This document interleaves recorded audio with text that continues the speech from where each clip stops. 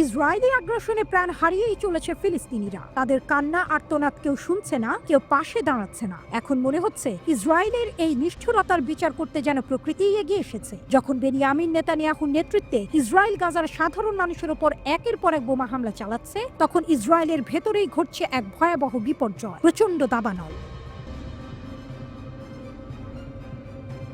আগুন ঘিরে পড়েছে অনেক এলাকা। ইসরায়েলিরা জীবন বাঁচাতে গাড়িতে করে পালিয়ে যাচ্ছে। রাস্তায় আতঙ্ক আর চিৎকারে ভরে উঠেছে পরিবেশ। আগুনের এতটাই দাপট যে জাতীয় জরুরি অবস্থা জারি করেও পরিস্থিতি নিয়ন্ত্রণে আনা যাচ্ছে না। আগুন যেন ইসরায়েলি জনগণের পিছু ছাড়ছে না, তারা যেদিকে যায় আগুনও সেদিকেই ধাওয়া করছে। একদিকে গাজায় নিরীহ মানুষ মরছে ইসরায়েলি বোমায়, আর অন্যদিকে আগুনের সঙ্গে লড়ছে ইসরায়েলিরা নিজের দেশে। এমন এক সংকটময় সময়ে নেতানিয়াহু তার আগ্রাসনের ফল ভোগ করছেন বলেই মনে করছে অনেকে। গাজায় এতদিন ধরে চলা রক্তক্ষয়ী হামলার প্রতিবাদে কেউই দাঁড়ায়নি, না আরব বিশ্ব না আন্তর্জাতিক সম্প্রদায়। তাই যেন প্রকৃতি নিজেই নেমে এসেছে এই অন্যায়ের বিচার করতে। প্রচন্ড দাবানলের আগুন এখন ছড়িয়ে পড়ছে জেরুজালেম শহরের দিকে। এই শহরটি মুসলিম, ইহুদি ও খ্রিস্টানদের কাছে সমানভাবে পবিত্র, কিন্তু ইসরায়েল চাইছে এই শহরটি এককভাবে নিজেদের নিয়ন্ত্রণে নিতে। মুসলিমদের অধিকার হরণ করে শহরটির ওপর পূর্ণ কর্তৃত্ব কায়েম করতে চায় তারা। ইতিমধ্যে বহু ফিলিস্তিনিকে জেরুজালেম থেকে উচ্ছেদ করা হয়েছে। শহরটির দখল এখন ইহুদিদের হাতে চলে গেছে। তবে এবার দাবানলের আগুন যেন সেই অন্যায় দখলের বিরুদ্ধে প্রতিশোধ নিতে মাঠে নেমেছে। আগুন ছড়িয়ে পড়ছে পবিত্র শহরের দিকে। সেই আগুন যেন বলছে এই ভূমি ফিলিস্তিনিদের, দখলদারদের নয়। জেরুজালেমের পার্বত্য এলাকায় দাবানলের পরিস্থিতি এতটাই ভয়াবহ যে ইসরায়েলি প্রতিরক্ষা মন্ত্রী সেখানে সেনা মোতায়েনের জন্য আবেদন করেছেন। আইডিএফ এর প্রধান আইল জামিরকে দ্রুত সাহায্য করার নির্দেশ দিয়েছেন তিনি, কারণ আগুন ইতোমধ্যেই জেরুজালেম শহরের পশ্চিমে স্টাউল বনাঞ্চলে ছড়িয়ে পড়েছে। মাত্র এক সপ্তাহের ব্যবধানে এটি দ্বিতীয়বারের মতো ভয়ঙ্কর আগুনের ঘটনা। রাজধানীর পাশের পাহাড়ি এলাকাগুলোতেও আগুন লেগেছে, মানুষজনকে সেখান থেকে সরিয়ে নেওয়া হয়েছে। জেরুজালেমের অন্তত 5টি অঞ্চল আগুন ছড়িয়ে পড়েছে। প্রচন্ড গরম এবং প্রবল বাতাসের কারণে আগুন দ্রুত ছড়িয়ে পড়েছে, আর ফায়ার সার্ভিসের কর্মীরা আগুন নিয়ন্ত্রণে হিমশিম খাচ্ছেন। পরিস্থিতি এতটাই ভয়াবহ যে কমপক্ষে 5টি এলাকা থেকে মানুষজনকে নিরাপদ স্থানে সরিয়ে নিতে হয়েছে। এই ভয়াবহ দাবানলের মধ্যেই নতুন করে ইসরায়েলি হামলায় আরও অন্তত 35 ফিলিস্তিনি নিহত হয়েছেন। 2020 সালের অক্টোবর থেকে শুরু হওয়া ইসরায়েলি হামলায় এখন পর্যন্ত মোট 52,400 জন ফিলিস্তিনি প্রাণ হারিয়েছেন বলে জানিয়েছে গাজার স্বাস্থ্য মন্ত্রণালয়।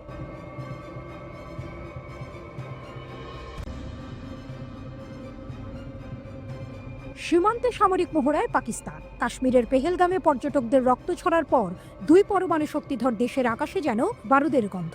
এমন উত্তেজনার মধ্যেই নিয়ন্ত্রণ রেখা ঘেঁষে পাকিস্তান সেনাবাহিনী চালিয়ে দিল এক পূর্ণমাত্রার সামরিক মহড়া। বার্তা স্পষ্ট, যদি আগ্রাসন আসে জবাব হবে আগুনে। পাকিস্তানের শক্তি প্রদর্শন। এক্সপ্রেস ট্রিবিউনের বরাত দিয়ে জানা গেছে, টিলা ফিল্ড ফায়ারিং রেঞ্জে চালানো এই মহড়ায় অংশ নেয় পাকিস্তানের মাঙ্গোলা স্ট্রাইক কোর। আধুনিক অস্ত্রশস্ত্রে সজ্জিত ইউনিটগুলো সরাসরি গোলাগুলির অনুশীলনে অংশ নেয়। ব্যাটল রেডি মোডে দাঁড়িয়ে থাকা সেনাবাহিনী কৌশলগত দক্ষতায় স্পষ্ট বার্তা দেয়, আমরা প্রস্তুত, কোনো শত্রু ঢুকলে ফিরবে না। পত্রিকাটি লিখেছে, ইসলামাবাদ চেয়েছে একটাই বার্তা দিতে, শত্রুপক্ষের সম্ভাব্য আগ্রাসনের জবাবে পাকিস্তান সেনাবাহিনী সশস্ত্র প্রতিক্রিয়া জানাতে সম্পূর্ণ প্রস্তুত। মহড়ায় উত্তেজনার ছায়া। নিরাপত্তা সূত্রের বরাতে প্রতিবেদনে বলা হয়, সেনাবাহিনীর বিভিন্ন ইউনিট এবং পদস্থ কর্মকর্তারা এই মহড়ায় অংশ নেন। শুধু কৌশল নয়, শক্তি ও সমন্বয়ের দিক দিয়েও পাকিস্তান সেনারা দেখিয়েছে প্রমাণযোগ্য দক্ষতা। প্রত্যেক গুলি যেন ছিল এক একটি সতর্কবার্তা, যেন বলে, শান্তি চাই তবে দুর্বল নই আমরা। এর আগের দিন পাকিস্তান সেনাবাহিনী জানিয়েছিল, ভারতের উস্কানিমূলক গুলির জবাবে তারা কিয়ানি এবং ম্যান্ডাল সেক্টরে ভারতীয় এক তল্লাশি চৌকি গুঁড়িয়ে দিয়েছে। শুধু তাই নয়, ভারত নিয়ন্ত্রিত জম্মু কাশ্মীরের চাকপুত্রা চৌকিও ধ্বংস করা হয় পাকিস্তানি সেনাদের পাল্টা হামলায়। রক্তাক্ত পেহেলগাম, উত্তপ্ত উপমহাদেশ। ঘটনার সূত্রপাত 22 এপ্রিল। ভারত নিয়ন্ত্রিত কাশ্মীরের পেহেলগামে বন্দুকধারীদের হামলায় নিহত হন 26 জন পর্যটক। নয়াদিল্লি দাবি করেছে, হামলাকারীদের মধ্যে অন্তত 2 জন পাকিস্তানি। অভিযোগের আঙুল উঠেছে ইসলামাবাদের দিকে, কিন্তু পাকিস্তান স্পষ্ট ভাষায় জানিয়ে দিয়েছে, এই অভিযোগ ভিত্তিহীন, কোনো প্রমাণ ভারত দেখাতে পারেনি। কূটনৈতিক যুদ্ধ। হামলার পর পাল্টাপাল্টি সিদ্ধান্তে উত্তপ্ত হয়ে ওঠে উপমহাদেশ। ভারত স্থগিত করে দেয় সিন্ধু পানি চুক্তি, বাতিল করে পাকিস্তানিদের দেয়া ভিসা, এমনকি বন্ধ করে দেয় ওয়াঘা আটারি সীমান্ত। পাকিস্তানে চুপ করে থাকেনি, তারা ভারতের কূটনীতিকদের বহিষ্কার করে, সিমলা চুক্তি বাতিলের হুমকি দেয় এবং সাধারণ ভারতীয়দের ভিসা বন্ধ করে দেয়। দুই দেশই নিজেদের আকাশে অপর দেশের উড়োজাহাজ নিষিদ্ধ করেছে। যুদ্ধের ছায়ায় গাঢ় অন্ধকার।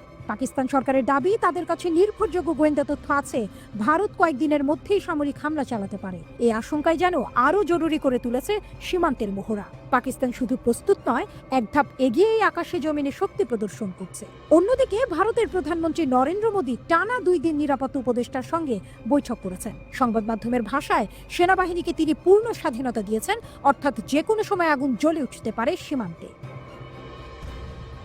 যুক্তরাষ্ট্রের হস্তক্ষেপ। এই উদ্বেগজনক পরিস্থিতিতে কূটনৈতিক হাল ধরেছে যুক্তরাষ্ট্র। পররাষ্ট্রমন্ত্রী মার্কো রুবিও একযোগে ফোন করেছেন পাকিস্তানের প্রধানমন্ত্রী শাহবাজ শরীফ ও ভারতের পররাষ্ট্রমন্ত্রী এস জয়শঙ্করকে। দুই দেশের মধ্যে উত্তেজনা কমাতে এবং পেহেলগামের রক্তক্ষয়ী ঘটনার প্রেক্ষিতে সংযম প্রদর্শনের আহ্বান জানিয়েছেন তিনি। শেষ দৃশ্যের প্রতীক্ষা। একদিকে এলওসিতে 7 দিন ধরে গুলির শব্দ, অন্যদিকে দুই দেশের চোয়াল চাপা যুদ্ধের প্রস্তুতি। ইতিহাস বলছে, ভারত পাকিস্তানের এমন উত্তেজনা কখনো হালকা নয়। আর এবার যখন দুই দেশই পরমাণু শক্তিধর, তখন সামান্য একটি ভুলও হয়ে উঠতে পারে সর্বনাশের সেতুবন্ধ।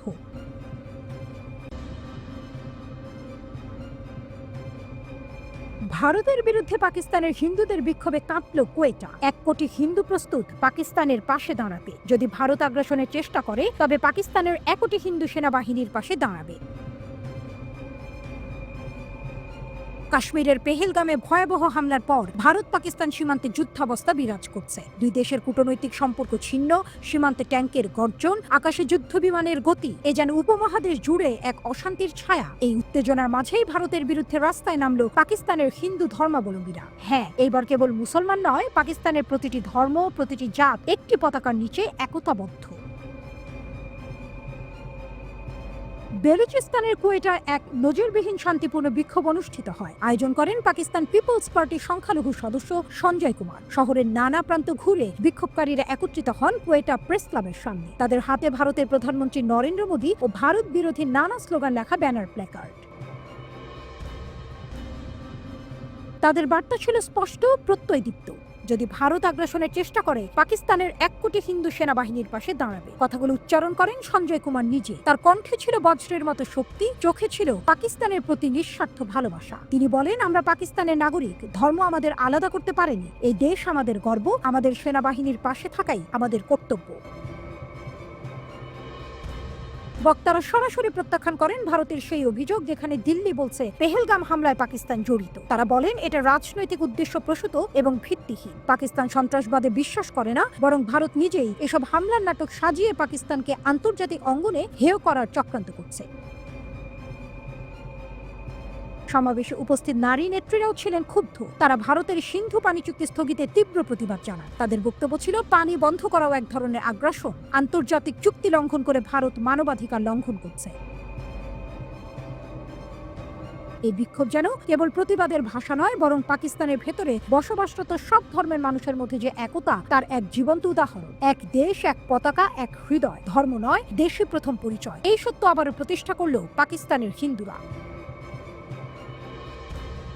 এদিকে পুরো অঞ্চলের উত্তেজনা নিয়ে উদ্বেগ প্রকাশ করেছে বিশ্ব শক্তিগুলো। তবে সবচেয়ে জোরালো বার্তা এসেছে চীন থেকে। দ্য নিউজ ইন্টারন্যাশনাল এক প্রতিবেদনে জানায়, লাহোরে নিযুক্ত চীনা কনসাল জেনারেল ঝাও শিরেন বলেন, সব পরিস্থিতিতে পাকিস্তানের পাশে থাকবে চীন।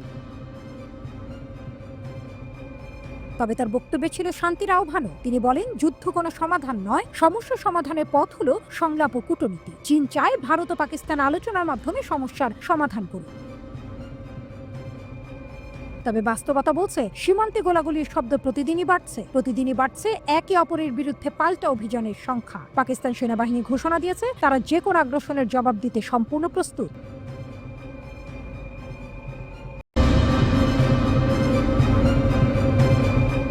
উপমহাদেশে বাড়ছে যুদ্ধের দামামা। ভারত নাকি পাকিস্তানের উপর ঝাঁপিয়ে পড়তে পারে। সময়টা খুব বেশি দূরে নয়, 24 থেকে 36 ঘন্টার মধ্যেই নাকি বাঁচতে পারে যুদ্ধের দামামা। পাকিস্তানের তরফ থেকে এমন চাঞ্চল্যকর দাবি করা হয়েছে। তাদের ভাষ্য, বিশ্বাসযোগ্য গোয়েন্দা তথ্য নাকি তাদের হাতে এসেছে। আর এই হুমকির মূলে রয়েছে সেই ভয়ানক পেহেলগাম হামলা। গত 22 এপ্রিল ভারত নিয়ন্ত্রিত কাশ্মীরে এক নৃশংস সন্ত্রাসী হামলায় 26টি তাজা প্রাণ ঝরে যায়। সেই ঘটনার জেরেই নাকি ভারত ফুঁসছে, চাইছে চরম প্রতিশোধ নিতে। পেহেলগামের সেই রক্তক্ষয়ী ঘটনার পর থেকেই ভারত ও পাকিস্তানের মধ্যে চাপা উত্তেজনা বিরাজ করছে। হামলার পরেই ভারতের প্রধানমন্ত্রী নরেন্দ্র মোদী দফায় দফায় নিরাপত্তা বিষয়ক বৈঠক করেছেন।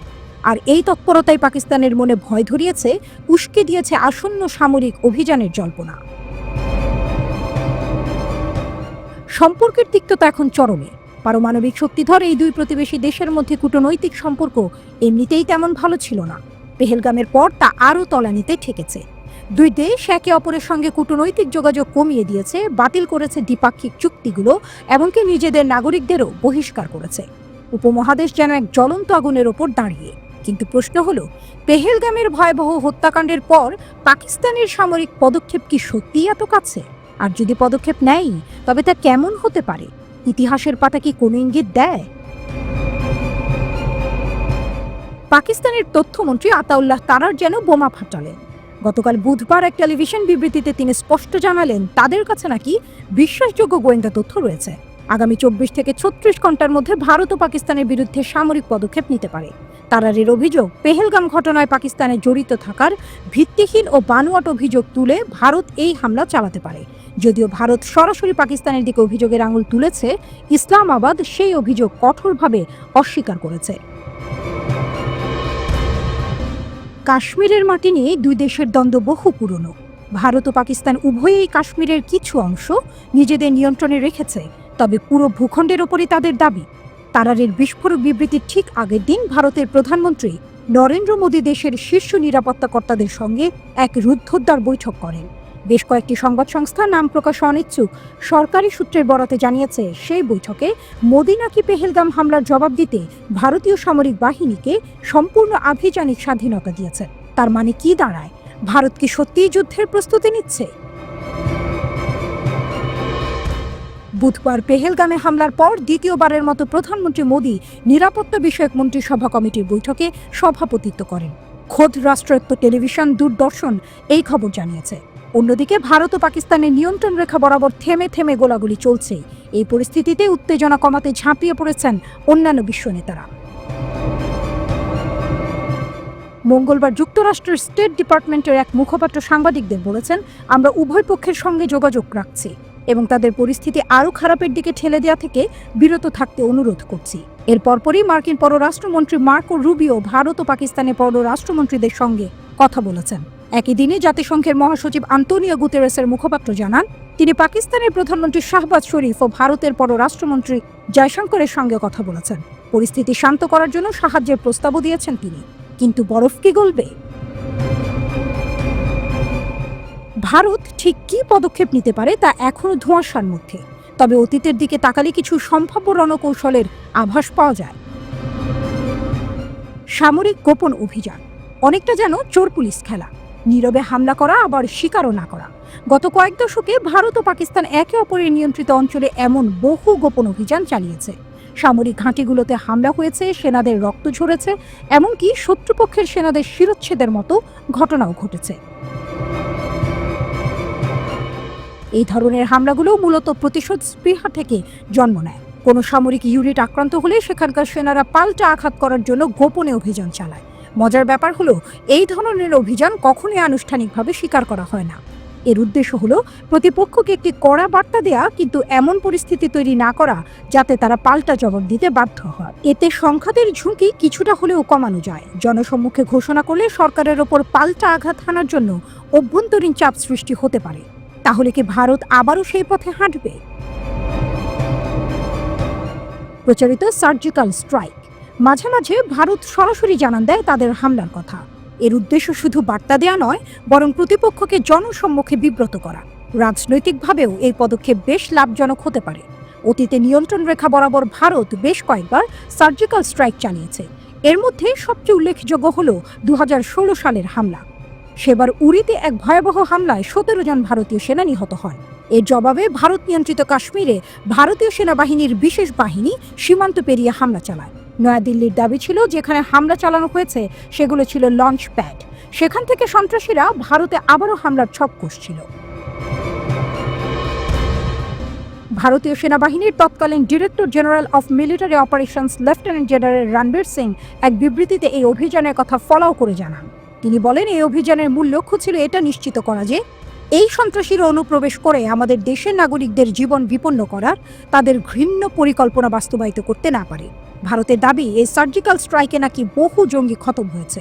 যদিও নিরপেক্ষ বিশ্লেষকদের মতে মৃতের সংখ্যা সম্ভবত এর চেয়ে অনেক কম ছিল, তবে এই হামলা ভারতের রাজনৈতিক মহলে বেশ জনপ্রিয়তা লাভ করেছিল। এবারও কি তেমন কিছু হতে পারে?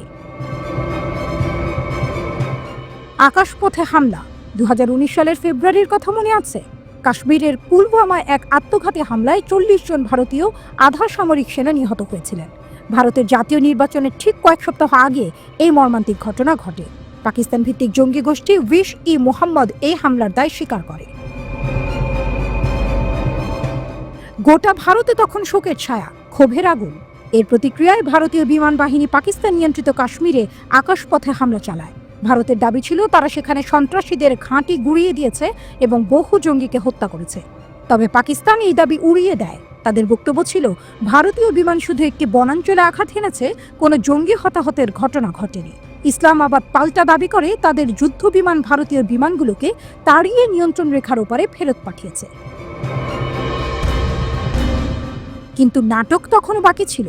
এর ঠিক একদিন পরেই ভারত ও পাকিস্তানের যুদ্ধ বিমানগুলো আবারও আকাশযুদ্ধে জড়িয়ে পড়ে।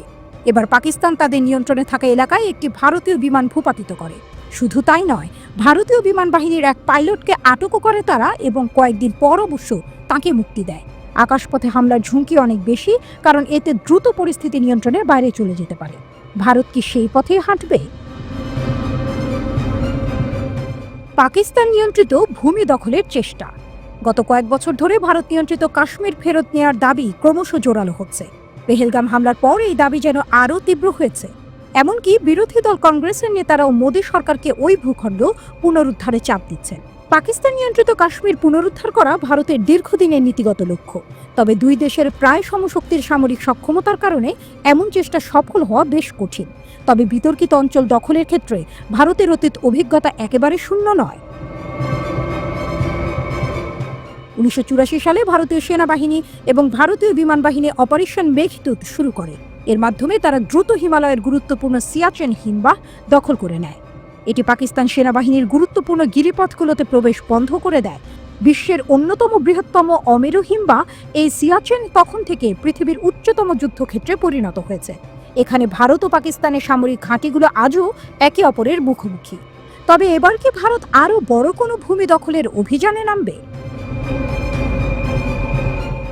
নৌপথে হামলা। স্থল বা আকাশপথের পাশাপাশি জলপথেও নিজেদের শক্তি জানান দিচ্ছে ভারত। পেহেলগাম হামলার পর ভারতীয় নৌবাহিনী ক্ষেপণাস্ত্র পরীক্ষার ঘোষণা করেছে। গত 27 এপ্রিল নৌবাহিনী এক বিবৃতিতে জানায় তাদের জাহাজগুলো সফলভাবে একাধিক জাহাজ বিধ্বংসী ক্ষেপণাস্ত্র নিক্ষেপ করেছে। এর মাধ্যমে দূরপাল্লার নিখুঁত আক্রমণাত্মক সক্ষমতা এবং প্ল্যাটফর্ম সিস্টেম ও ক্রুদের প্রস্তুতি নাকি আবারও যাচাই করা হয়েছে। বিবৃতিতে আরও বলা হয়, ভারতীয় নৌবাহিনী নাকি যে কোনো সময়, যে কোনো স্থানে, যে কোনো পরিস্থিতিতে দেশের সামুদ্রিক স্বার্থ রক্ষায় যুদ্ধ করতে প্রস্তুত। অনেক বিশ্লেষক মনে করছেন এই ক্ষেপণাস্ত্র পরীক্ষা আসলে শক্তি প্রদর্শনেরই একটি অংশ। তাদের মতে নির্দেশ পেলে ভারতীয় নৌবাহিনীর পাকিস্তানের ভূখণ্ডে আঘাত হানার সক্ষমতা রয়েছে। তাহলে কি এবার সমুদ্রপথে কোনো হামলার আশঙ্কা রয়েছে? পূর্ণাঙ্গ সামরিক সংঘাত। ভারত ও পাকিস্তান তাদের ৭৮ বছরের ইতিহাসে 4 বার সরাসরি যুদ্ধে জড়িয়েছে। এর মধ্যে 3টি যুদ্ধের কেন্দ্রবিন্দু ছিল কাশ্মীর। 1947 সালের অগাস্টে ব্রিটিশরা চলে যাওয়ার পর ভারত ও পাকিস্তান নামে 2টি স্বাধীন রাষ্ট্র জন্ম নেয়।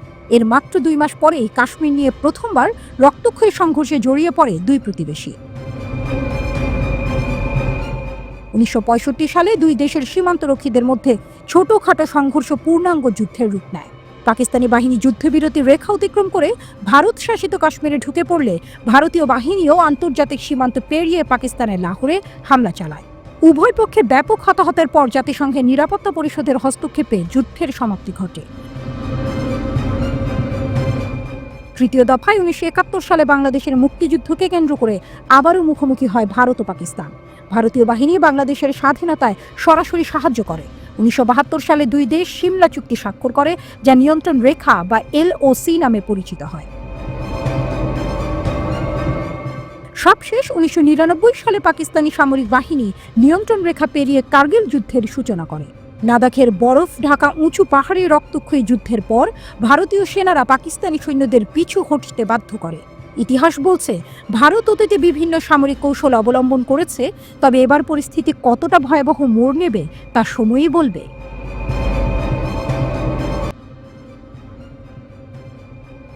নীরবে কিন্তু নিরলসভাবে নিজেদের শক্তি গড়ে তুলছে ইরান। দীর্ঘদিন ধরে আন্তর্জাতিক রাজনীতির চাপে নানা নিষেধাজ্ঞার ভেতরে থেকেও দেশটি থেমে যায়নি, বরং সময়ের সঙ্গে তাল মিলিয়ে কখনো গোপনে কখনো প্রকাশ্যে নিজেদের সামরিক শক্তিকে এমন এক অবস্থানে নিয়ে গেছে যেখান থেকে তারা এখন শুধু আত্মরক্ষা নয়, আক্রমণের হুমকিও দিতে সক্ষম। এই শক্তি এখন মধ্যপ্রাচ্যে এক নতুন মডেল হিসেবে দাঁড়িয়েছে, যার দিকে তাকিয়ে আছে গোটা অঞ্চল। এমনকি পশ্চিমা দেশগুলোও বিষয়টিকে গুরুত্ব দিয়ে দেখছে। ইরান খুব ভালো করেই জানে, শুধু কথায় নয়, রাজনীতিতে নিজের শক্তি প্রমাণ করতে হয় বাস্তবে, প্রযুক্তিতে সামরিক সেই দিকেই এগোচ্ছে তারা। যেভাবে কৃত্রিম বুদ্ধিমত্তা বা AI প্রযুক্তি কাজে লাগিয়ে যুদ্ধের রূপ বদলে দেওয়ার চেষ্টা করছে, তা শুধুই প্রযুক্তির উন্নয়ন নয়, বরং এক ধরনের বিপ্লব। এখানে অস্ত্র মানে আর শুধু ধাতব যন্ত্র নয়, বরং এমন এক মাধ্যম যা লক্ষ্য ঠিক করতে পারে, বুঝতে পারে পরিস্থিতি এবং সিদ্ধান্তও নিতে পারে।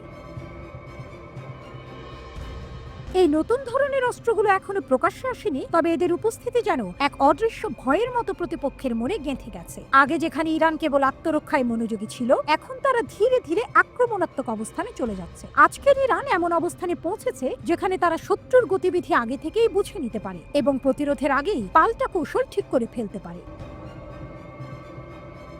ইরানের সেনাবাহিনীর কাজের ধরনও আগের তুলনায় অনেক বদলে গেছে। এখন তারা শুধু অস্ত্র নয়, সঙ্গে করে নিচ্ছে আগাম প্রস্তুতির মনস্তত্ত্ব। গোয়েন্দা প্রযুক্তিতেও তারা অনেক উন্নতি করেছে। দেশের ভেতরে এবং সীমান্তে ছড়িয়ে থাকা নজরদারি ইউনিটগুলো প্রতিনিয়ত তথ্য সংগ্রহ করছে। এই নজরদারি একদিকে যেমন দেশের নিরাপত্তা নিশ্চিত করছে, তেমনি শত্রু চোখের সামনে না থাকলেও তাদের উপস্থিতির ছায়া শনাক্ত করতে শিখছে। এটি এমন এক মানসিক খেলা যেখানে শত্রু চোখে না পড়লেও আপনি তার নজরে আছেন।